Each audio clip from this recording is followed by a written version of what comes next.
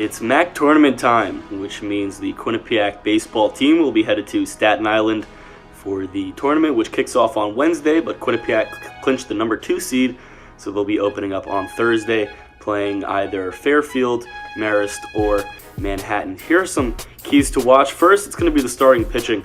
Tyler Poulin, Chris Enns, Arthur Carrera.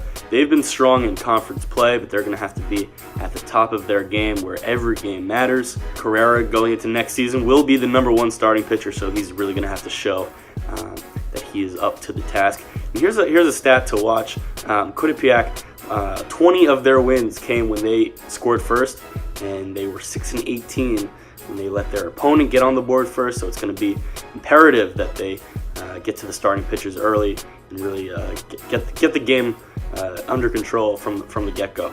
Kevin, what do you got?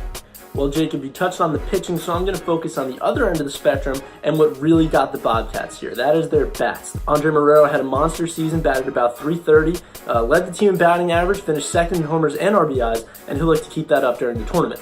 Evan Volgamore's powerful bat led the team in RBIs and was second in slugging percentage this year, and Liam Scaffarello finally showed us what we were all waiting for. After a slow start, he had a torrid finish. Finished with 12 homers en route to breaking the school record for most home runs in a career, and he was dropping bombs in seemingly every game down the stretch. The key for him was finally getting a little more discipline at the plate.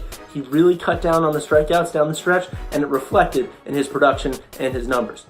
Guys like Ian Osberg, Colton Bender, and Anthony Cruz are all big as well, but I think the X factor for this weekend might be an unlikely source. I'm going to go Kyle Mays. He struggled at the plate a little bit this season to the tune of a .254 average, but he's a speed demon on the base paths. 17 of 18 on stolen bases this year, and basically he sets the tone for the offense, whether it's at the top in the leadoff spot or even at the bottom as a second leadoff guy. So this year, when he's gotten on base and scored runs, his team has won games. I don't know if he's the most important player for the tournament, but he's certainly the most underrated and can play a key role in the team's success.